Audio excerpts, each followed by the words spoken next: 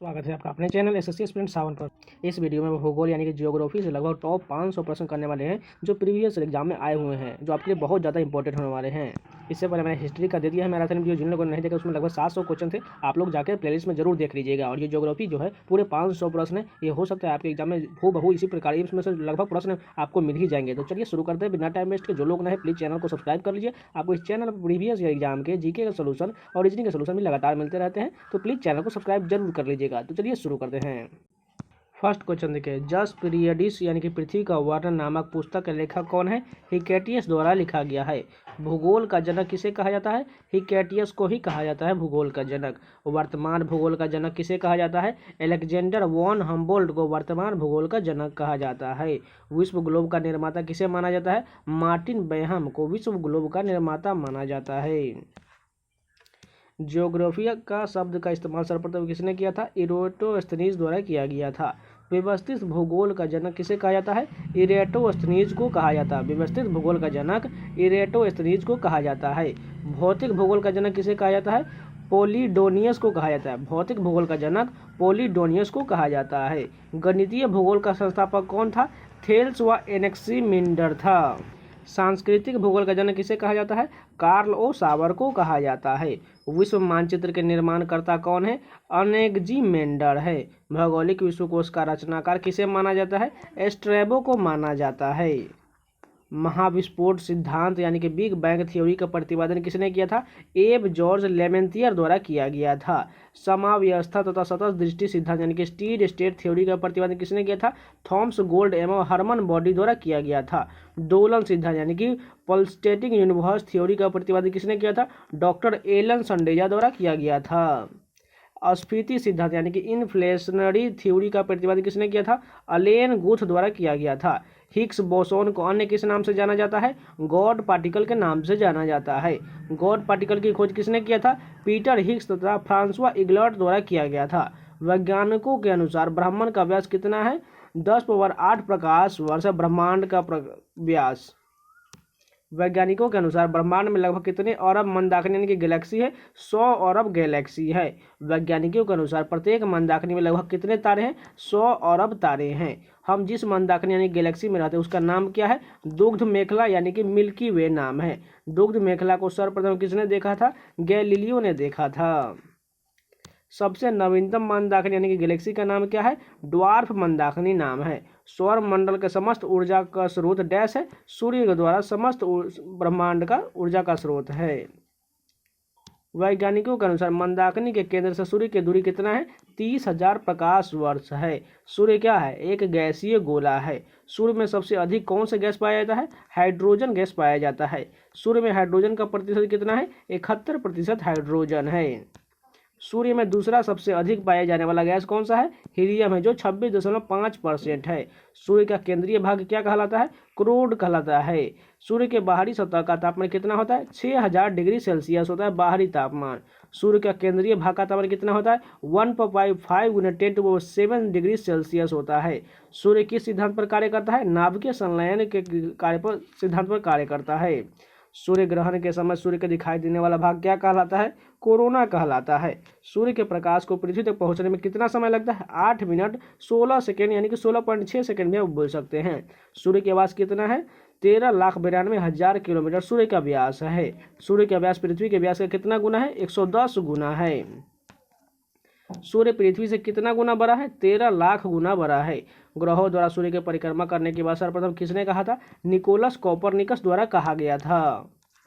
सूर्य केंद्रीय सिद्धांत का प्रतिपादन किसने किया था? निकोलस कोपरनिकस द्वारा किया गया था। ग्रहीय कक्षाओं का नियम की खोज किसने किया था? जोहानेस केपलर द्वारा किया गया था। किस ग्रह को बौने ग्रह की सूची में रखा गया है? चेरॉन, सेरस तथा प्लूटो, ये सभी तीनों ग्रह को बौने ग्रह की सूची में रखा गया है। वर्तमान में ग्रहों की संख्या कितना है? 8 है, जो बुध, शुक्र, पृथ्वी, मंगल, बृहस्पति, शनि, अरुण तथा वरुण के नाम से जाना जाता है। सूर्य से दूरी के हिसाब से ग्रहों को व्यवस्थित करें। देखिए सबसे सूर्य के बगल में कौन है? बुध है, उसके बाद शुक्र है, उसके बाद पृथ्वी, मंगल, बृहस्पति, शनि, अरुण, वरुण, ये सभी जो है इसी प्रकार ये सूर्य से दूरी के अनुसार है। यानी सूर्य से सबसे नजदीक ग्रह बुध तथा सबसे दूर ग्रह जो है वरुण है। किस ग्रह को पार्थिव ग्रह यानी कि आंतरिक ग्रह भी कहा जाता है? बुध, शुक्र और पृथ्वी को तथा मंगल को, ये सभी को आंतरिक ग्रह कहा जाता है, क्योंकि जो इसके बाद जो है एस्टेरॉयड बेल्ट आ जाता है, उसके बाद जो है उधर शनि, बृहस्पति, अरुण, वरुण है, इस कारण ये इसे आंतरिक ग्रह कहा जाता है। किस ग्रह को बृहस्पति ग्रह या बाह्य ग्रह भी कहा जाता है? बृहस्पति, शनि, अरुण, वरुण को जो है बाह्य ग्रह कहा जाता है। किन ग्रहों को नंगी आंखों द्वारा देखा जा सकता है? मंगल, बुध, बृहस्पति, शुक्र एवं शनि को नंगी आंखों द्वारा देखा जा सकता है। आकार के हिसाब से ग्रहों को घटते क्रम में व्यवस्थित करें, यानी कि सबसे आकार में घटते क्रम में इसमें बताने से सबसे कौन सा इसमें बड़ा होगा। देखिए सबसे यहाँ पर हो जाएगा बृहस्पति बड़ा हो जाएगा, उसका शनि, अरुण, वरुण, पृथ्वी, शुक्र, मंगल और सबसे छोटा जो है बुध, यानी कि सबसे बड़ा ग्रह जो है बृहस्पति है और सबसे छोटा ग्रह बुध है।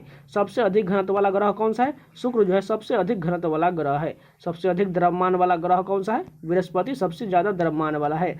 सबसे कम द्रव्यमान वाला ग्रह कौन सा है? बुध सबसे कम द्रव्यमान वाला ग्रह है। कौन सा ग्रह सूर्य के सबसे जल्दी परिक्रमा कर लेता है? बुध जो है सूर्य के जल्दी परिक्रमा कर लेता है। मीथेन की अधिकता के कारण किसे हरा ग्रह कहा जाता है? वरुण को हरा ग्रह कहा जाता है। वैज्ञानिकों के अनुसार किस ग्रह की घूर्णन की दिशा पूर्व से पश्चिम है? शुक्र तथा अरुण के जो है दिशा जो है घूर्णन की वो पूर्व से पश्चिम है। शुक्र तथा अरुण ग्रह को छोड़कर सभी ग्रहों की घूर्णन की दिशा पश्चिम से पूर्व है, लेकिन जो शुक्र तथा अरुण के पूर्व से पश्चिम है, यह ध्यान रख लीजिएगा थोड़ा। कौन सा ग्रह सबसे चमकीला एवं सबसे गर्म है? शुक्र ग्रह सबसे चमकीला एवं सबसे गर्म है। किस ग्रह को अपना कोई उपग्रह नहीं? बुध तथा शुक्र का कोई अपना उपग्रह नहीं है। किस ग्रह को पृथ्वी की भगनी ग्रह भी कहा जाता है? शुक्र को कहा जाता है। सांझ का तारा तथा भोर का तारा किसे कहा जाता है? शुक्र ग्रह को ही कहा जाता है। किस ग्रह का घनत्व, आकार एवं व्यास लगभग पृथ्वी के समान है? शुक्र का है।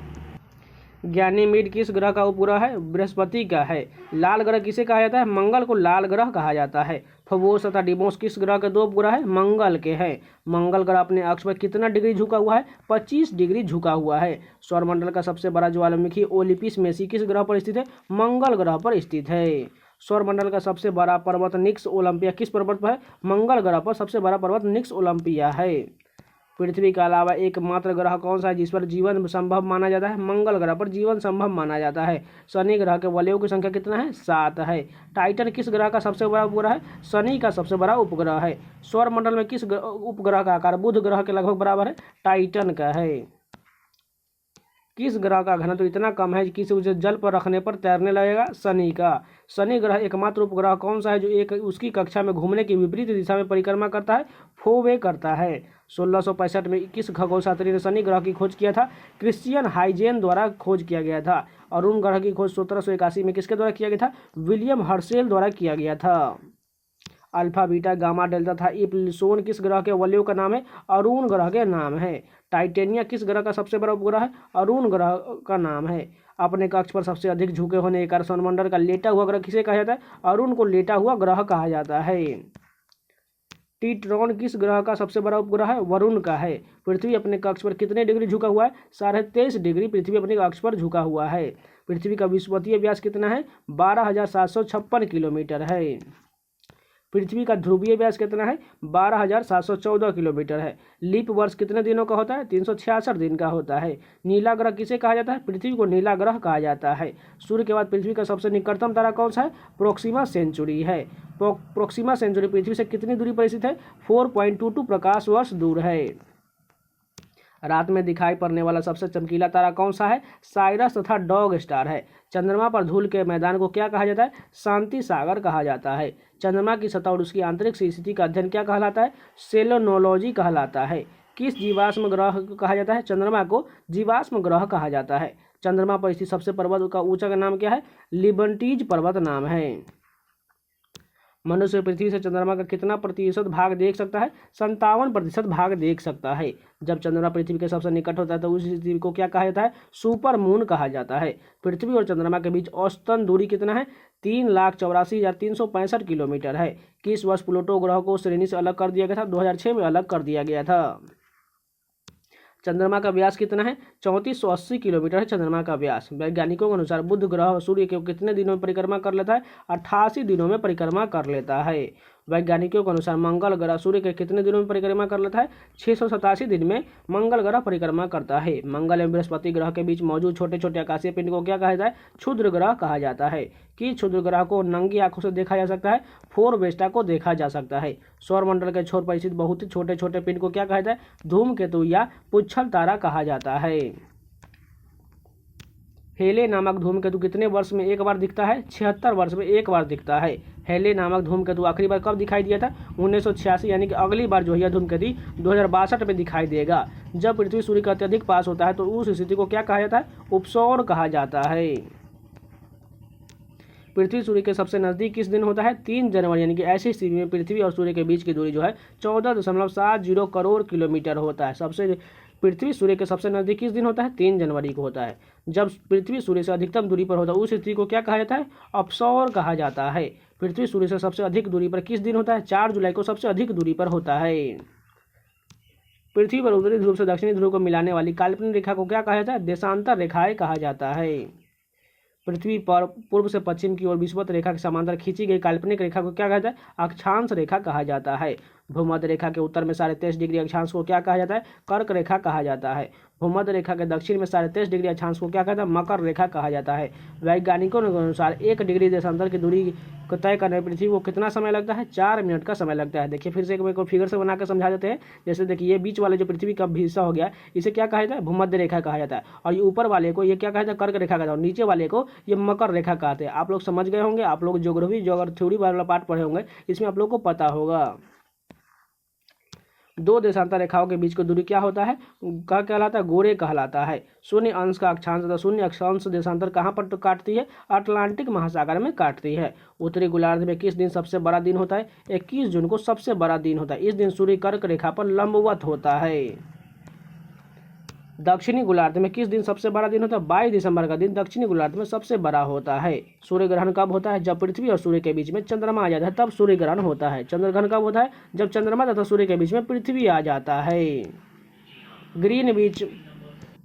ग्रीनविच से पूरब की ओर जाने पर समय का क्या प्रभाव पड़ता है? प्रत्येक देशांतर पर समय 4 मिनट बढ़ जाता है। कितने डिग्री देशांतर रेखा को अंतर्राष्ट्रीय तिथि रेखा कहा जाता है? 180 डिग्री को कहा जाता है।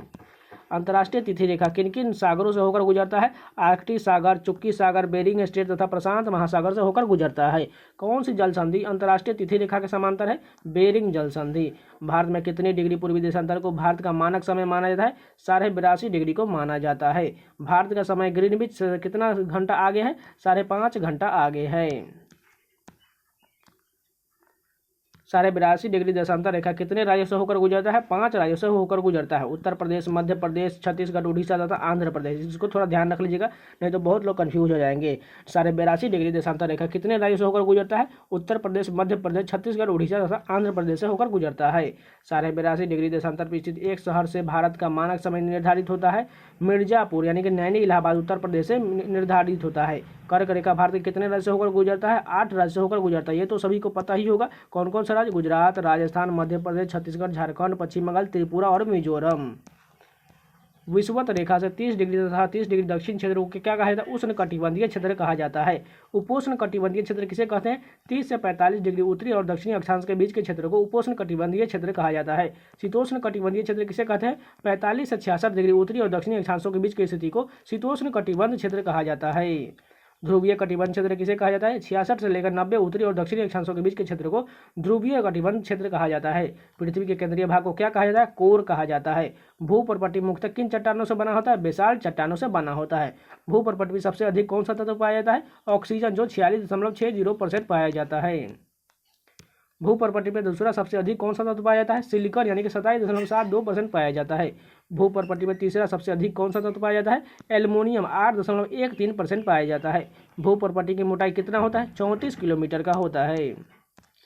पृथ्वी के हिस्से को मुख्यतः 3 भागों में बांटा गया है। भूपर्पट यानी कि क्रस्ट, दूसरा आवरण यानी कि मेंटल और तीसरा केंद्रीय के भाग यानी कि core. Crust, mantle, core. Magma chamber पृथ्वी के किस भाग में पाया जाता है? आवरण में पाया जाता है। आवरण की मोटाई कितना होता है? 3400 किलोमीटर का होता है। पृथ्वी का केंद्रीय भाग किसका बना होता है? निकेल तथा फेरस का बना होता है। पृथ्वी के नीचे जाने पर प्रति 32 मीटर की गहराई पर तापमान कितना डिग्री बढ़ जाता है? 1 डिग्री सेल्सियस बढ़ जाता है। पृथ्वी के कुल कितने प्रतिशत भाग पर स्थल है? 29% भाग पर स्थल है। पृथ्वी की अधिकतम गहराई किसी है? मैरियाना ग्रह, जिसकी पृथ्वी की अधिकतम ऊंचाई माउंट एवरेस्ट की है। देखिए सबसे गहराई पूछा गया है मारियाना ग्रह, अधिकतम ऊंचाई माउंट एवरेस्ट है। पृथ्वी के भू क्षेत्रफल व जल क्षेत्रफल का अनुपात कितना है? 3.7 है। लावा के जमने से किस चट्टान का निर्माण होता है? अग्नेय चट्टान का निर्माण होता है। ग्रेनाइट, बेसाल्ट तथा डायोराइट आदि किस चट्टान का उदाहरण है? अग्नेय चट्टान के उदाहरण है। कौन सा एक पातालीय पिंड है? बैथोलिथ जो है पातालीय पिंड है। जब मैग्मा भूपृष्ठ के समानांतर परतों में फैलकर जमा होता है तो उसे क्या कहा जाए? सील कहा जाता है। चूना पत्थर का रूपांतरण रूप क्या है? संगमरमर है। ग्रेनाइट का रूपांतरित रूप क्या कहलाता है? नीस कहलाता है। बलुआ पत्थर का रूपांतरित रूप क्या कहलाता है? क्वार्ट्ज कहलाता है। लिग्नाइट कोयले का रूपांतरण रूप क्या है? एंथ्रोसाइट कोयला है। बिटुमिनस कोयला का रूपांतरण रूप क्या है? ग्रेफाइट है। सेल का रूपांतरण रूप क्या होता है? स्लेट होता है। ग्रेवो का रूपांतरण रूप क्या होता है? सर्पेंटाइन होता है। बलुआ पत्थर, चूना पत्थर, स्लेट, कांग्लोमेरेट तथा नमक की चट्टान किस चट्टान के उदाहरण है? अवसादी चट्टान के उदाहरण है। अवसादी चट्टान कैसा होता है? परतदार होता है। सबसे प्राचीन चट्टान कौन सा है? अग्नेय चट्टान है। अग्नेय चट्टान को किस श्रेणी में के चट्टानों में रखा जाता है? प्राथमिक श्रेणी के चट्टानों में रखा जाता है। आगरा का किला तथा दिल्ली का किला, लाल किला किस अवसादी चट्टानों का बना है? बलुआ पत्थर से बना हुआ है। लावा शीघ्र ही ठंडा होकर छोटे छोटे टुकड़ों में बदल जाता है, उसे क्या कहा जाता है? सिंडर कहा जाता है। कोलिमा ज्वालामुखी किस देश में स्थित है? सक्रिय ज्वालामुखी है, मैक्सिको में है। एटन तथा स्ट्राम्बोली ज्वालामुखी किस देश में स्थित सक्रिय ज्वालामुखी है? इटली में है। भूमध्य सागर का प्रकाश स्तंभ किस ज्वालामुखी को कहा जाता है? स्ट्राम्बोली ज्वालामुखी को कहा जाता है। विसिबियस, कराकटुआ, फ्यूजिमा तथा मेयन किस ज्वालामुखी का उदाहरण है? प्रसुप्त ज्वालामुखी के उदाहरण है। दमवंत, पोपा, किलिमंजारो तथा चिम्बाराजो किस ज्वालामुखी के उदाहरण है? शांत ज्वालामुखी के उदाहरण है। किस महाद्वीप में एक भी ज्वालामुखी नहीं है? ऑस्ट्रेलिया में एक भी ज्वालामुखी नहीं है। Fire ring of the Pacific किसे कहा जाता है? प्रशांत महासागर के परिमेखला को कहा जाता है। किस ज्वालामुखी के साथ जल तथा वाष्प भी बाहर निकलता है, उसे क्या कहा जाता है? गेसर कहा जाता है। विश्व का सबसे ऊंचा ज्वालामुखी पर्वत कौन सा है? कोटोपेक्सी इक्वाडोर में है, जो इसकी ऊंचाई जो है 19,613 फीट का है। विश्व का सबसे ऊंचा सक्रिय ज्वालामुखी ओजल डेल सालोड किस देश में स्थित है? अर्जेंटीना के चिली बॉर्डर पर, जो दक्षिण अमेरिका एंडीज पर्वतमाला पर है। विश्व का सबसे ऊंचा शांत ज्वालामुखी एकांगुआ किस पर्वत पर स्थित है? एंडीज पर्वत पर है। भूकंप के अध्ययन को क्या कहा जाता है? सिस्मोलॉजी कहा जाता है। कौन सी तरंगे सबसे अधिक विनाशकारी होते हैं? सतही तरंगे यानी कि एल तरंगे सबसे विनाशकारी होती है। कौन सी तरंगे सिर्फ ठोस माध्यम से होकर गुजरता है? द्वितीय तरंग या एस तरंगे जो है सबसे ठोस माध्यम से होकर गुजरता है। भूकंपीय तरंगों को किस यंत्र द्वारा रेखांकित किया जाता है? सिस्मोग्राफ द्वारा रेखांकित किया जाता है। कौन सी तरंगे द्रव पदार्थों से नहीं गुजरता है? गौण तरंगे नहीं गुजरता है। भूकंप के उद्भव के स्थान को क्या कहा जाता है? भूकंप केंद्र कहा जाता है। भूकंप के केंद्र के ठीक ऊपर पृथ्वी की सतह पर स्थित बिंदु को क्या कहा जाता है? भूकंप अधिकेंद्र कहा जाता है। भूकंप की तीव्रता मापने वाले यंत्र को क्या कहता है? रिएक्टर स्केल कहा जाता है। विश्व की सबसे लंबी रिफ्ट घाटी कौन सी है? जॉर्डन नदी की घाटी, जो 4800 किलोमीटर में है। विंध्याचल एवं सतपुरा, नीलगिरी, पारसनाथ तथा राजमहल की पहाड़ियाँ किसका उदाहरण है? चट्टानों के अपर्दन का उदाहरण है। भारत की कौन सी पर्वत श्रेणी सबसे पुरानी वलित पर्वत है? अरावली पर्वत जो सबसे पुरानी वलित पर्वत है। गुरु शिखर किस पर्वत की सबसे ऊंची चोटी है? माउंट आबू की है। समुद्र तल के निकट स्थित मैदान निर्माण नदियों के अपर्दन को फलस्वरूप होता है, क्या कहलाता है? समप्राय मैदान कहलाता है। हवा द्वारा उड़ाई कर लाई गई मिट्टी और बालू के कणों से निर्मित मैदान को क्या कहा जाता है? लोयस मैदान कहा जाता है। एनाकोंडा, जिसे विश्व का सबसे बड़ा सांप कहा जाता है, किस वन में पाया जाता है? उष्णकटिबंधीय सदाबहार वन में पाया जाता है। 200 सेंटीमीटर से अधिक वर्षा वाले वन को क्या कहता है? उष्णकटिबंधीय सदाबहार वन कहा जाता है। 150 सेंटीमीटर से कम वर्षा वाले वन को क्या कहता है? उष्णकटिबंधीय पतझड़ वन कहा जाता है। किस वन के वृक्ष की पत्तियां नुकीली होती है? टैगा वन की जो पत्तियों की जो होती है वो नुकीली होती है। किस वन में चौड़ी पत्ती वाले शंकुधारी वृक्ष पाया जाता है? पर्वतीय वन में पाया जाता है। सवाना घास का मैदान किस देश में स्थित है? अफ्रीका में स्थित है। कंपोज घास का मैदान किस देश में स्थित है? ब्राजील में स्थित है। लानोज घास के मैदान किस देश में पाया जाता है? वेनेजुएला तथा कोलंबिया में पाया जाता है लानोज घास के मैदान। प्रेयरी घास के मैदान किस देश में पाया जाता है? अमेरिका तथा कनाडा में प्रेयरी घास के मैदान पाया जाता है। पंपाज घास के मैदान किस देश में स्थित है? अर्जेंटीना में है। डाउन्स घास के मैदान किस देश में है? ऑस्ट्रेलिया में है। स्टेपी घास के मैदान एशिया, यूक्रेन तथा रूस तथा चीन में पाया जाता है। कौन सा उष्णकटिबंधीय घास है? सवाना तथा कंपोज। कौन सा शीतोष्ण कटिबंधीय घास है? प्रेयरी, पंपाज, स्टेपी तथा डाउन्स है। वेल्ड घास के मैदान कहाँ पाया जाता है? दक्षिण अफ्रीका में पाया जाता है। एशिया विश्व का लगभग कितने प्रतिशत भाग पर विस्तृत है? 30% पर विस्तृत है। कौन सी नहर एशिया को अफ्रीका से अलग करता है? लाल सागर तथा स्वेज नहर अलग करता है।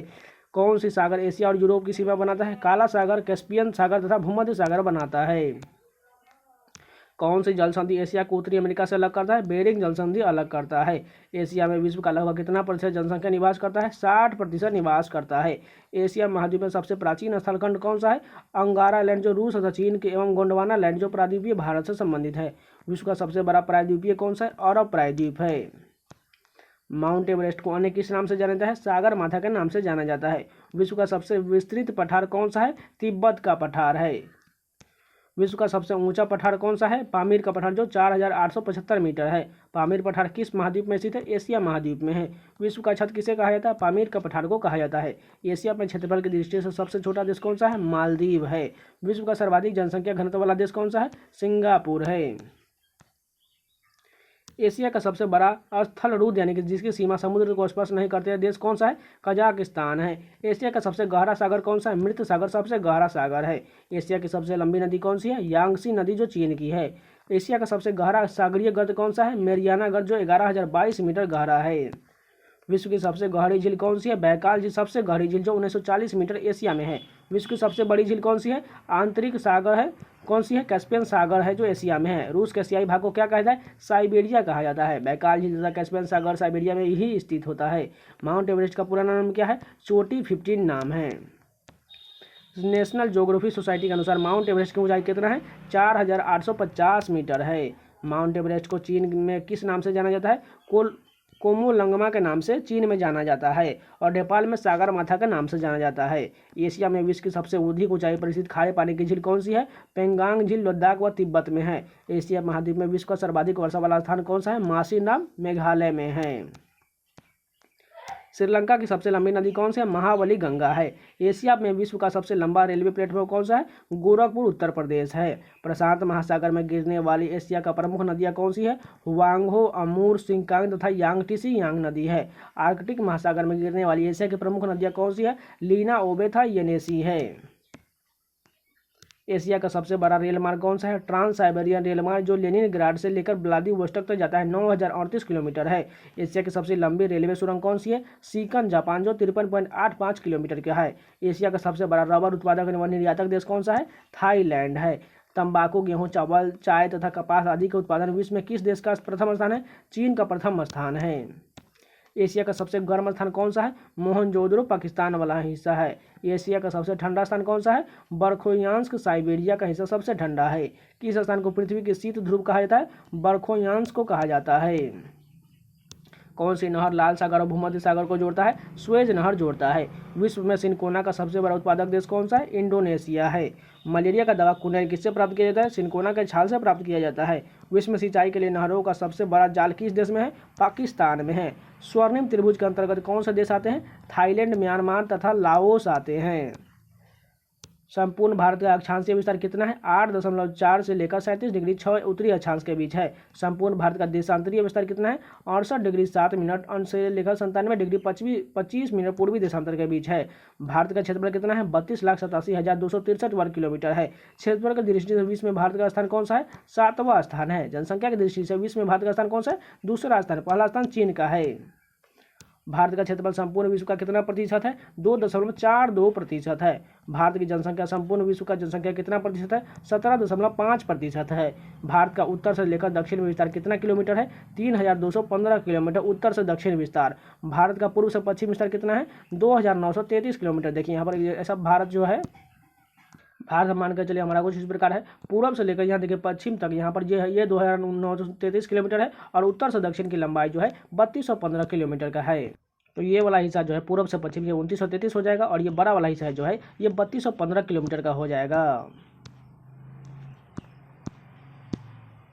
भारत के मुख्य भूमि के तटीय भाग की लंबाई कितना है? 6100 किलोमीटर का है। भारत के स्थलीय सीमा की लंबाई कितना है? 15,200 किलोमीटर। यहाँ पर कन्फ्यूज मत होइएगा, वहाँ ऊपर में क्वेश्चन है भारत के मुख्य भूमि के तटीय भाग की लंबाई 6100 किलोमीटर और यहाँ नीचे भारत के स्थल सीमा की लंबाई 15,200 किलोमीटर।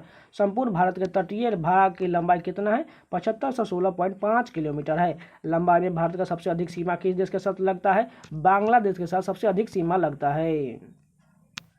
अगला देखिए, भारत की सीमा कितने देश को स्पर्श करता है? 7 देशों को स्पर्श करता है। बांग्लादेश, चीन, भूटान, नेपाल, पाकिस्तान, म्यांमार तथा पाकिस्तान को टच करता है। बांग्लादेश की सीमा भारत के कितने राज्यों से होकर स्पर्श करता है? 5 राज्यों को लगता है। असम, मेघालय, मिजोरम, त्रिपुरा तथा पश्चिम बंगाल को टच करता है बांग्लादेश की सीमा। नेपाल की सीमा भारत के कितने राज्यों को स्पर्श करता है? 5 राज्यों को करता है। यूपी, बिहार, उत्तराखंड, पश्चिम बंगाल तथा सिक्किम को टच करता है। भूटान की सीमा भारत के किन राज्यों को स्पर्श करता है? सिक्किम, अरुणाचल प्रदेश, पश्चिम बंगाल तथा असम को टच करता है। भारत की जलीय सीमा कितने देशों को स्पर्श करता है? 7 देशों को। पाकिस्तान, मालदीव, श्रीलंका, बांग्लादेश, म्यांमार, थाईलैंड तथा इंडोनेशिया को टच करता है। भारत कितने देशों के साथ जल तथा स्थल दोनों सीमा साझा करता है? 3 देश के साथ, बांग्लादेश, म्यांमार तथा पाकिस्तान के साथ। भारत का सबसे दक्षिणतम बिंदु कौन सा है? इंदिरा पॉइंट या पिगमेलियन पॉइंट के नाम से भी जाना जाता है, जो अंडमान निकोबार में है। भारत का सबसे उत्तरी बिंदु कौन सा है? इंदिरा कॉल है, जो जम्मू कश्मीर में है। भारत का सबसे पश्चिम बिंदु कौन सा है? सरक्रिक गुजरात है। भारत का सबसे पूर्वी बिंदु कौन सा है? वालांगू अरुणाचल प्रदेश में है। भारत के मुख्य भूमि का दक्षिणतम बिंदु कौन सा है? कन्याकुमारी है। भारत और चीन की सीमा को रेखा को क्या कहा जाता है? मैकमोहन रेखा कहा जाता है। भारत और पाकिस्तान की सीमा रेखा को क्या कहता है? रेड क्लिफ रेखा कहा जाता है। पाकिस्तान और अफगानिस्तान के बीच की सीमा रेखा को डुरंड रेखा कहा जाता है। पाक जलमंडल किन देशों को अलग करता है? भारत और श्रीलंका को अलग करता है। पृथ्वी के चुंबकीय विषुवत रेखा को कहाँ से गुजरता है? त्रिवेंद्रम से गुजरता है। भारतीय उपमहाद्वीप देश कौन कौन से हैं? भारत, पाकिस्तान, बांग्लादेश, भूटान तथा नेपाल है। मन्नार की खाड़ी किन दो देशों के बीच स्थित है? भारत और श्रीलंका के बीच मन्नार की खाड़ी स्थित है। भारत के किस राज्य की तटीय रेखा सबसे लंबी है? गुजरात की तटीय रेखा सबसे लंबी है, 1663 किलोमीटर की लंबाई है। भारत के कितने राज्य तट रेखा वाले राज्य हैं? 9 राज्य हैं। महाराष्ट्र, गोवा, कर्नाटक, केरल, तमिलनाडु, ओडिशा, पश्चिम बंगाल, आंध्र प्रदेश तथा गुजरात है। 3 ओर से बांग्लादेश से घिरा राज्य कौन सा है? त्रिपुरा है। कौन सी नदी असम और अरुणाचल प्रदेश के बीच सीमा साझा करता है? संकोच नदी करता है। सिपकिला दर्रा, रोहतांग दर्रा तथा बारालाचला दर्रा किस राज्य में? हिमाचल प्रदेश में है। नथुला दर्रा तथा जयललिता दर्रा किस राज्य में? सिक्किम में है। टूजू दर्रा किस राज्य में? मणिपुर में है। यांग याप दर्रा, बोमडीला दर्रा तथा डीपू दर्रा किस राज्य में? अरुणाचल प्रदेश में है। लिपू लेख दर्रा, माना दर्रा तथा नीति दर्रा किस राज्य में है? उत्तराखंड राज्य में है। भारत का सबसे ऊंचा दर्रा कौन सा है? काराकोरम दर्रा है। लेह को कश्मीर घाटी से कौन सा दर्रा जोड़ता है? जोजिला दर्रा जोड़ता है। कौन सा दर्रा श्रीनगर से गिलगित को जोड़ता है? बुर्जिला दर्रा जोड़ता है। जम्मू से श्रीनगर का कौन सा दर्रा जोड़ता है? बनिहाल दर्रा जोड़ता है। शिमला से तिब्बत को जोड़ने वाले दर्रा का कौन सा है? सिपकिला दर्रा है। भूवैज्ञानिकों के अनुसार हिमालय के स्थान पर कौन पहले समुद्र था? टिथिस सागर था। भारत की सबसे ऊंची चोटी कौन सी है? केटू, जिसे गोंडवी नस्टीन भी कहा जाता है। उसकी ऊंचाई जो है 8611 मीटर का है। शिवालिक एवं लघु हिमालय के बीच की कौन सी घाटी स्थित है? काठमांडू घाटी है। मैकाल पठार किस राज्य में है? छत्तीसगढ़ में मैकाल पठार है। मालवा का पठार किस राज्य में है? मध्य प्रदेश तथा छत्तीसगढ़ में मालवा का पठार है। मैकाल पहाड़ी का सर्वोच्च शिखर कौन सा है? अमरकंटक है। नर्मदा नदी, सोन नदी तथा महानदी का उद्गम स्थल कौन सा है? अमरकंटक है। किस पठार को भारत का रूढ़ भी कहा जाता है? छोटा नागुर पठार को कहा जाता है। सतपुरा की पहाड़ियाँ किस राज्य में स्थित है? मध्य प्रदेश में सतपुरा की पहाड़ियाँ है। सतपुरा पहाड़ी की सबसे ऊंची चोटी कौन सी है? धूपगढ़ी है। ताप्ती नदी का उद्गम स्थल कौन सा है? सतपुरा पर्वत श्रेणी है। पश्चिमी घाट को अन्य किस नाम से जाना जाता है? सह्याद्री के नाम से जाना जाता है। उत्तरी सह्याद्री का सर्वोच्च शिखर कौन सा है? कलसूबाई है। दक्षिणी सह्याद्री का सर्वोच्च शिखर कौन सा है? कुद्रेमुख है। महाबलेश्वर चोटी का उच्चतम बिंदु कौन सा है? विल्सन पॉइंट है। दक्कन पठार किस राज्य में है? महाराष्ट्र में दक्कन का पठार है। सावित्री, वेन्ना, गायत्री, कोयना तथा कृष्णा नदी का उद्गम स्थल कहाँ पर है? महाबलेश्वर से है। थालगढ़ दर्रा किन 2 देशों के बीच स्थित है? मुंबई तथा नासिक के बीच 2 शहरों के बीच स्थित है थालगढ़ दर्रा। भोरघर दर्रा किन 2 स्थानों को जोड़ता है? मुंबई तथा पुणे को भोरघर दर्रा जोड़ता है। कोचीन को जोड़ने वाला दर्रा कौन सा है? पालघाट दर्रा जोड़ता है। नीलगिरी की पहाड़ियाँ किस राज्य में स्थित है? तमिलनाडु में नीलगिरी की पहाड़ियाँ स्थित है। धारवाड़ का पठार किस राज्य में है? कर्नाटक में धारवाड़ का पठार है। दक्षिण भारत की सबसे ऊंची चोटी अन्नाईमुडी किस पहाड़ी पर स्थित है? अन्नामलाई पहाड़ी पर स्थित है। आंध्र प्रदेश और उड़ीसा के तटीय भाग को कौन सी पहाड़ी स्थित है? महेंद्रगिरी स्थित है। कन्याकुमारी से कृष्ण डेल्टा तक तट कौन सा तट कहलाता है? कोरोमंडल तट कहलाता है। पारादीप बंदरगाह किस राज्य में है? ओडिशा में है। तूतीकोरिन तथा एन्नोर बंदरगाह किस राज्य में है? तमिलनाडु में है।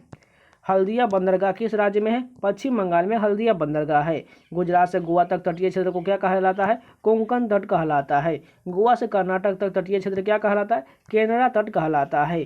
कर्नाटक से कन्याकुमारी तक का तट क्षेत्र क्या कहलाता है? मालाबार तट कहलाता है।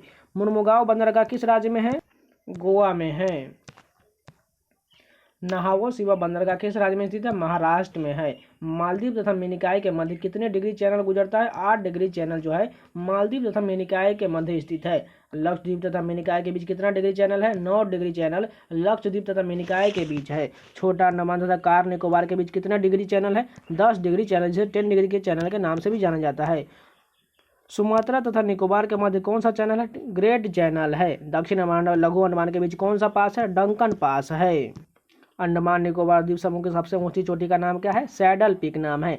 पम्बन द्वीप कहाँ स्थित है? मन्नार की खाड़ी में पम्बन द्वीप है। बैरन किस राज्य यूटी में स्थित एक सक्रिय ज्वालामुखी है? अंडमान निकोबार में है। अलकनंदा नदी का उद्गम स्थल कौन सा है? संतोपथ हिमानी है। ब्रह्मपुत्र नदी बांग्लादेश में किस नाम से जाना जाता है? जमुना के नाम से जाना जाता है। गंगा नदी बांग्लादेश में किस नाम से जाना जाता है? पद्मा के नाम से जाना जाता है। कौन सी नदी बंगाल की खाड़ी में जाकर गिरती है? गंगा, गोदावरी, कावेरी, हुगली, बैगाई, कृष्णा, ब्रह्मपुत्र तथा महानदी, ये सभी जो है बंगाल की खाड़ी में जाकर गिरती है। कौन सी नदी अरब सागर में गिरती है? सिंधु नदी अरब सागर में गिरती है। कौन सी नदी खंभात की खाड़ी में जाकर गिरती है? ताप्ती, नर्मदा, साबरमती तथा माही नदी जो है ये सभी खंभात की खाड़ी में जाकर गिरती है। क्षिप्रा नदी का उद्गम स्थल कौन सा है? बर्डी पहाड़ी जो मध्य प्रदेश में है। गंडक नदी किस शहर के समीप गंगा नदी में मिल जाता है? पटना में मिल जाता है। सिंधु नदी का उद्गम स्थल जो है तिब्बत में सानोख्याब मेमनद से होता है। सतलुज नदी का उद्गम स्थल राकसताल से है। सतलुज, चिनाब, रावी, ब्यास तथा झेलम किसकी सहायक नदियाँ हैं? सिंधु की सहायक नदियाँ हैं।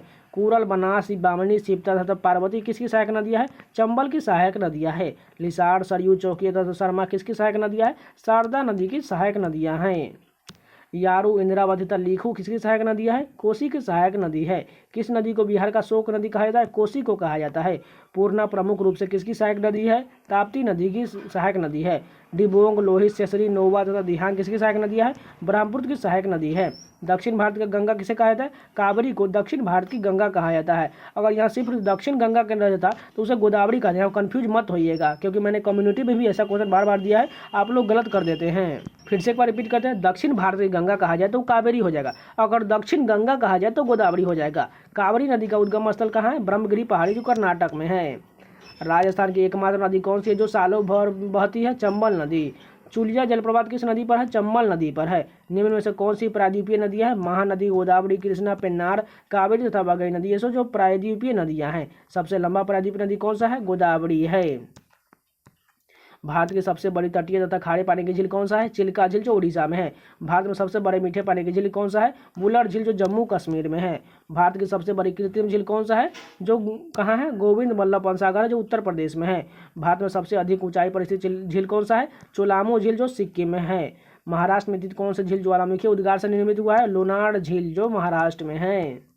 हुसैन सागर झील किस राज्य में स्थित है? तेलंगाना में है। नागार्जुन डैम किस नदी पर स्थित है? कृष्णा नदी पर है। निजाम सागर डैम किस नदी पर स्थित है? मंजीरा नदी पर है। पूर्वोत्तर भारत में सबसे बड़ी मीठे पानी की झील कौन सा है? लोकटक झील जो मणिपुर में है। राणा प्रताप सागर डैम, जवाहर सागर डैम तथा गांधी सागर डैम किस नदी पर स्थित है?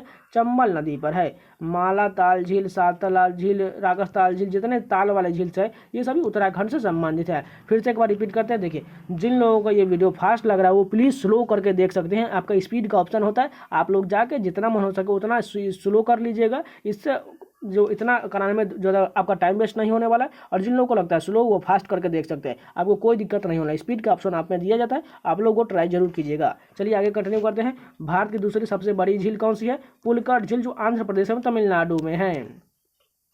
नागेल झील, डल झील तथा बैरीनाग झील किस राज्य में है? जम्मू कश्मीर। देखिए, नाग वाले झील जितने हैं वो सभी जो है जम्मू कश्मीर से। सांभर झील, राजसमंद झील तथा पिछोला झील किस राज्य में है? राजस्थान राज्य में है। भारत का सबसे ऊंचा जलप्रपात कौन सा है? जो गरसोप्पा जलप्रपात जो शरावती नदी कर्नाटक में है। शिव समुद्र जलप्रपात किस नदी पर है? कावेरी नदी पर है। हुंड्रू जलप्रपात किस नदी पर है? स्वर्णरेखा नदी पर है जो झारखंड में है। येन्ना जलप्रपात किस नदी पर है? नर्मदा नदी मध्य प्रदेश में है। भारत की जलवायु किस प्रकार की जलवायु है? उष्णकटिबंधीय मानसूनी जलवायु है। उत्तरी भारत में शीत ऋतु में वर्षा किसके कारण होता है? जेट स्ट्रीम यानी कि पश्चिमी विक्षोभ के कारण होता है। ठंडी के दिनों में कोरोमंडल तट पर वर्षा किसके कारण होता है? लौटती हुई मानसून के कारण होता है। राजस्थान में शीत ऋतु की वर्षा को क्या कहा जाता है? मावट कहा जाता है। शीत ऋतु में चलने वाली तीव्र आर्द्र हवाएं जिसमें गरज के साथ वर्षा भी होता है, पूर्वी भारत में इसे क्या कहा जाता है? नार्वेस्टर। पश्चिम बंगाल में इसे काल वैशाखी कहा जाता है।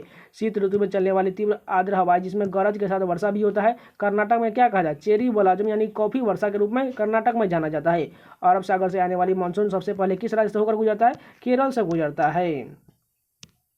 मिट्टी का अध्ययन को क्या कहा जाता है? पेडोलॉजी कहा जाता है। किस प्रकार की मिट्टी में पोटास की बहुत लता होती है? जलोढ़ मिट्टी में पोटास की मात्रा बहुत अधिक है। नई जलोढ़ मिट्टी को क्या कहा जाता है? खादर कहा जाता है। देखिए यहाँ पर कंफ्यूज मत होइएगा, नई जलोढ़ मिट्टी को खादर कहा जाता है, पुरानी को बांगर कहा जाता है। यहाँ पर बिल्कुल कंफ्यूज मत होइएगा। देखिए यहाँ पर बहुत बहुत लोग कंफ्यूज होते हैं, क्योंकि एग्जाम में बहुत ज़्यादा एसएससी में पूछा गया क्वेश्चन है। देखिए अगर नई जलोढ़ पूछा जाता है, देखिए सबसे पहले क्या आता है? ख आता है कि ब आता है? उसी के अनुसार आप पहले ख आता है, इसलिए आप ख वाले टिक कर लीजिएगा। नदियों द्वारा लाई गई मिट्टी को क्या कहा जाता है? जलोढ़ मिट्टी कहा जाता है। देखिए यहाँ क्वेश्चन आ गया, पुरानी जलोढ़ मिट्टी को क्या कहा जाता है? बांगर कहा जाता है। उर्वरता की दृष्टि से सबसे अच्छी मिट्टी कौन सा होता है? जलोढ़ मिट्टी होता है। विशाल चट्टानों के टूटने से किस प्रकार की मिट्टी का निर्माण होता है? काली मिट्टी का निर्माण होता है। काली मिट्टी में किसकी बहुलता होता है? आयरन, चूना, एल्युमिनियम तथा मैग्नीशियम की मात्रा होता है। किसकी उपस्थिति के कारण काली मिट्टी का रंग काला होता है? टिटेनी, फेरस, मैग्नेट, जीवांश के कारण काला होता है। काली मिट्टी को अन्य किस नाम से जाना जाता है? रेगुर मिट्टी के नाम से जाना जाता है। कपास की खेती के लिए कौन सी मिट्टी सर्वाधिक उपयुक्त होता है? काली मिट्टी सर्वाधिक उपयुक्त होता है। धान, गेहूं, तिलहन, दलहन, आलू तथा मक्का की खेती के लिए कौन सी मिट्टी सर्वाधिक उपयुक्त है? जलोढ़ मिट्टी। काली मिट्टी किस राज्य में पाया जाता है? महाराष्ट्र, गुजरात तथा मध्य प्रदेश में काली मिट्टी पाया जाता है। लाल मिट्टी में किसकी बहुलता होता है? सिलिका तथा आयरन की बहुलता अधिक होता है लाल मिट्टी में। लाल मिट्टी किसकी उपस्थिति के कारण लाल रंग होता है? लौह ऑक्साइड के कारण लाल मिट्टी का लाल रंग होता है। कौन सी मिट्टी अम्लीय प्रकृति की होती है? लाल मिट्टी। किसका इस्तेमाल करके लाल मिट्टी की उर्वरता बढ़ाया जा सकता है? चूना का इस्तेमाल करके। लेटेराइट मिट्टी में किसकी बहुलता होता है? आयरन एवं सिलिका की अधिकता होती है लेटेराइट मिट्टी में। मानसूनी जलवायु की आर्द्रता एवं शुष्कता के परिवर्तन के परिणाम स्वरूप किस मिट्टी का निर्माण होता है? लेटेराइट मिट्टी का निर्माण होता है। लेटेराइट मिट्टी में किसकी उपस्थिति के कारण इसका रंग सफ़ेद हो जाता है? केओलिन के कारण इसका रंग सफ़ेद हो जाता है। कौन सी मिट्टी चाय एवं इलायची की खेती के लिए सर्वाधिक उपयुक्त है? लेटेराइट मिट्टी चाय एवं कॉफ़ी के लिए सर्वाधिक उपयुक्त होता है। भारतीय कुल क्षेत्रफल का कितना प्रतिशत कृषि के लिए उपयुक्त है? 51%। भारतीय कुल क्षेत्रफल का लगभग कितना प्रतिशत भाग पर वन मौजूद है? 21% वन मौजूद है। विश्व में चावल तथा गेहूँ के उत्पादन में भारत का कौन सा स्थान है? दूसरा स्थान है। पहला स्थान चीन का है। भारत में कृषि योग्य भूमि का लगभग कितने प्रतिशत भाग पर गेहूं की खेती किया जाता है? 15% पर किया जाता है। भारत में कृषि योग्य भूमि के लगभग कितने प्रतिशत भाग पर चावल की खेती होता है? 47% पर होता है। देश में गेहूं के उत्पादन में किस राज्य का प्रथम स्थान है? उत्तर प्रदेश का प्रथम स्थान है। भारत में हरित क्रांति का संबंध किससे है? खाद्यान्न उत्पादन से है। भारत में हरित क्रांति के जनक किसे कहा जाता है? Doctor MS. स्वामीनाथन को कहा जाता है। भारत में हरित क्रांति की शुरुआत कब हुआ था? 1967-68 में हुआ था। विश्व में उर्वरक उत्पादन में पहला स्थान किसका है? चीन का। भारत का तीसरा स्थान है। श्वेत क्रांति का संबंध किससे है? दुग्ध उत्पादन से है और इसकी शुरुआत जो है वर्गीज कुरियन को जाना जाता है। नीली क्रांति का संबंध किससे है? मछली उत्पादन से संबंधित है नीली क्रांति। भूरी क्रांति उर्वरक उत्पादन से संबंधित है। रजत क्रांति अंडा उत्पादन से संबंधित है। पीली क्रांति तिलहन उत्पादन से संबंधित है। लाल क्रांति किसे क्रांति संबंधित है? मांस उत्पादन तथा टमाटर उत्पादन से लाल क्रांति संबंधित है। गुलाबी क्रांति का संबंध झींगा मछली तथा प्याज से जाना जाता है। बादामी क्रांति का संबंध मसाला उत्पादन से है। सुनहरी क्रांति का संबंध फल उत्पादन से है। अमृत क्रांति का संबंध नदी जोड़ों परियोजना से है। आम, केला, नींबू, काजू, काली मिर्च, नारियल, अदरक तथा हल्दी के उत्पादन भारत का किस स्थान है? पहला स्थान है। फलों एवं सब्जियों के उत्पादन विश्व में भारत का कौन सा स्थान है? दूसरा स्थान है। प्रथम स्थान चीन का है। विश्व में तंबाकू का सबसे बड़ा उत्पादक उपभोक्ता देश कौन सा है? चीन। तीसरा स्थान भारत का है। तंबाकू के पत्तियों को सुखाने के ऊपर यह प्रक्रिया को क्या कहता है? क्यूरिंग कहा जाता है। सबसे उच्च कोटि का कहवा यानी कॉफी को कौन सा जाना जाता है? अरेबिका को कहा जाता है। दलहन तथा तिलहन उत्पादन में कौन सा राज्य पहले स्थान पर है? मध्य प्रदेश पहले स्थान पर है। चावल उत्पादन में कौन सा राज्य पहले स्थान पर है? पश्चिम बंगाल है। मक्का उत्पादन में कौन सा राज्य पहले स्थान पर है? आंध्र प्रदेश पहले स्थान पर है। सोयाबीन के उत्पादन में कौन सा राज्य पहले स्थान पर है? मध्य प्रदेश पहले स्थान पर सोयाबीन के उत्पादन में। कपास उत्पादन में कौन सा राज्य पहले स्थान पर है? गुजरात है। गन्ना उत्पादन में कौन सा राज्य पहले स्थान पर है? उत्तर प्रदेश है। सूरजमुखी उत्पादन में कौन सा राज्य पहले स्थान पर है? कर्नाटक है। मसाला के उत्पादन में कौन सा राज्य पहले स्थान पर है? केरल है। जूट के उत्पादन में कौन सा राज्य पहले स्थान पर है? पश्चिम बंगाल जूट उत्पादन पहले स्थान पर है। प्याज के उत्पादन में कौन सा राज्य पहले स्थान पर है? महाराष्ट्र है। गेहूं, जौ, चना, मटर, सरसों, आलू, राई कौन सी फसलें हैं? रबी की फसलें हैं। रबी फसलों को किस माह में बोया जाता है? अक्टूबर नवंबर में बोया जाता है। और रबी फसलों को किस माह में काटा जाता है? मार्च अप्रैल में काटा जाता है।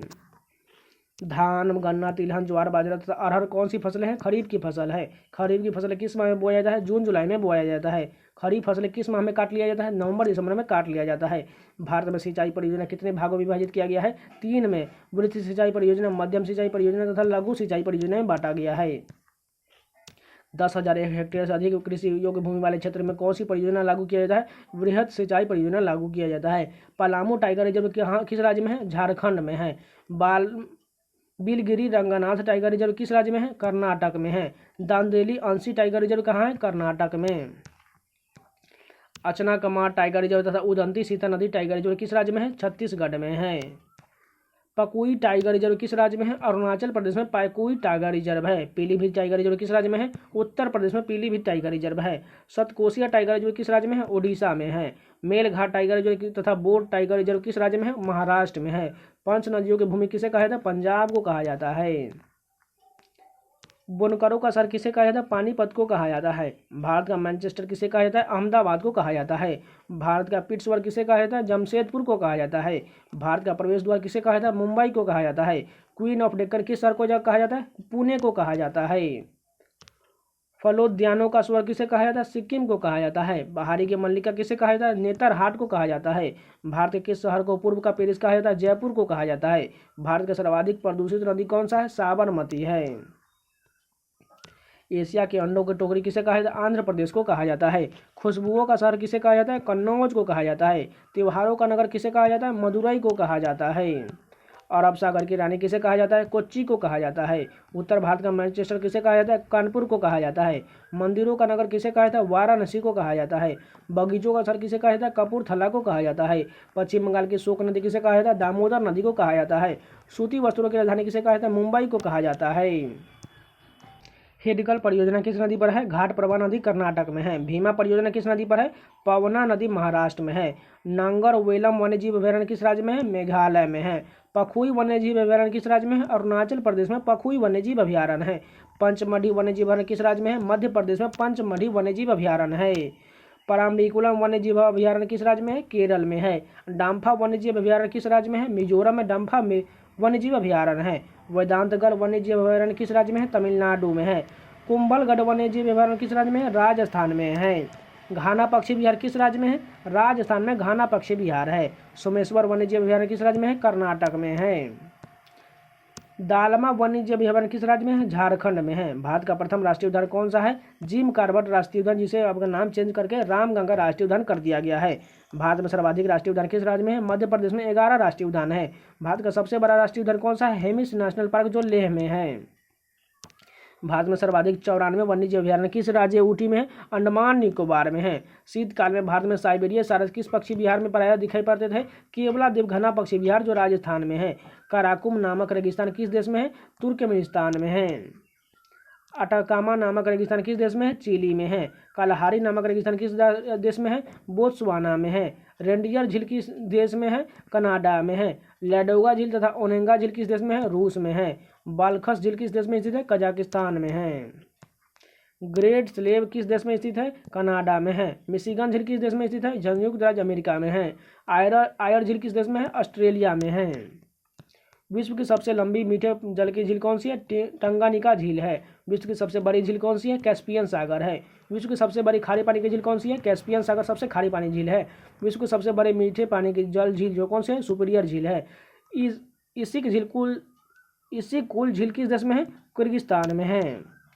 युगांडा तथा तंजानिया के बीच कौन सी झील अंतर्राष्ट्रीय सीमा बनाता है? विक्टोरिया झील बनाता है। आसवन तथा काहिरा नगर किस नदी के किनारे बसे हैं? नील नदी के किनारे बसे हैं। बगदाद किस नदी के किनारे बसा है? टिग्रिस नदी के किनारे बसा हुआ है। बर्लिन किस नदी के किनारे बसा हुआ है? स्प्री नदी के किनारे बसा हुआ है। सेंट लुइस किस नदी के किनारे बसा हुआ है? मिसिसिपी नदी के किनारे बसा हुआ है। ब्यूनस आयर्स किस नदी के किनारे बसा है? लाटा नदी के किनारे बसा हुआ है। लंदन किस नदी के किनारे बसा है? टेम्स नदी के किनारे। पेरिस किस नदी के किनारे बसा है? सीन नदी के किनारे। मॉस्को किस नदी के किनारे बसा हुआ है? मोस्कवान नदी के किनारे। प्राग किस नदी के किनारे बसा हुआ है? विंतवा नदी के किनारे बसा हुआ है। रोम किस नदी के किनारे बसा हुआ है? टाइबर नदी के किनारे बसा हुआ है। पर्थ किस नदी के किनारे बसा हुआ है? स्वान नदी के किनारे बसा हुआ है। जिब्राल्टर जलमध्य किन दो देशों से अलग करता है? स्पेन तथा मोरक्को को, यानी कि यूरोप एवं अफ्रीका को अलग करता है। डोबर जलमध्य किन दो देशों को अलग करता है? ब्रिटेन तथा फ्रांस को अलग करता है। मलक्का जलमध्य किन दो देशों को अलग करता है? मालाया तथा सुमात्रा को अलग करता है। बाब मंडब जल संधि किस आपस में जोड़ता है? लाल सागर तथा अरब सागर को जोड़ता है। 7 पहाड़ियों का नगर किसे कहा जाता है? रोम को कहा जाता है। गगनचुंबी इमारतों का नगर किसे कहा जाता है? न्यूयॉर्क को कहा जाता है। चीन की शोक नदी किसे कहता है? हुआंगो नदी, जो इसे पीली नदी के नाम से भी जाना जाता है। मोतियों का द्वीप किसे द्वीप कहा जाता है? बहरीन को मोतियों का द्वीप कहा जाता है। तो ये जितने भी ज्योग्राफी के लगभग 500 से ऊपर क्वेश्चन थे सारे कंप्लीट हो गए। अगर आपको वीडियो पसंद आए तो प्लीज़ लाइक कर दीजिएगा और इसी प्रकार कंटेंट पाना चाहते हैं तो चैनल को सब्सक्राइब जरूर कर लीजिएगा। और इन सभी में जितने भी वीडियो बनाए हुए हैं उसका प्लेलिस्ट बना हुआ है लूसेंट जीके करके, आप लोग जाकर सभी को जरूर देख लीजिए। कम से कम एक एक वीडियो में आपको 500 से 700 क्वेश्चन मिल जाएंगे जो आपके एग्जाम के लिए बहुत ज़्यादा जरूरी होने वाला है। ये हिस्ट्री का 2 पार्ट हो चुका है, ज्योग्राफी का हो चुका है, ज्योग्राफी का नेक्स्ट पार्ट भी आएगा, इसका बायोलॉजी का मैंने एक पार्ट दे दिया है, उसका दूसरा पार्ट भी आएगा, और पॉलिटी का भी मैंने करा दिया है, उसका भी आप लोग जाकर प्लेलिस्ट में देख सकते हैं। अब जो आएगा वो हो सकता है तो पॉलिटी या इकोनॉमिक्स का आएगा या फिजिक्स के साइंस वाला पोर्शन, फिजिक्स केमिस्ट्री बायोलॉजी से कोई भी आ सकता है। इसलिए एक एक करके सभी पोर्शन को लगभग आपको कम से कम 5 से 7 वीडियो जो है मैराथन वीडियो कम से कम लगभग पूरे जो है कम से कम 5000 आपको वन लाइनर क्वेश्चन कराने वाले हैं। तो आप लोग टेंशन मत लीजिए, आप लोग बात करते रहिए, आपको लगातार आपका एग्जाम बहुत नजदीक है, आप लोग इसी प्रकार कर लेंगे तो आपको कोई दिक्कत नहीं हो रहा है। तो प्लीज़ नए हैं तो चैनल को सब्सक्राइब जरूर कर लीजिएगा और इस वीडियो को लाइक तो जरूर कर दीजिएगा। तो मिलते हैं नेक्स्ट वीडियो, तब तक के लिए धन्यवाद।